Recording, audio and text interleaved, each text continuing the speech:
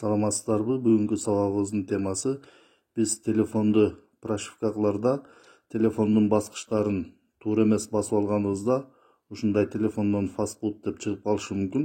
Бул фастфуд чыгып калган учурда биз телефондун баскычтарыны басканыбыз менен бул фастфудтан чыкпай коюшу мүмкүн. Бул фастфудга кирип калганда телефонду кантип чыгарабыз? Ал үчүн телефонду өчүрүп жандыруучу баскычты 10 секунда басып турабыз.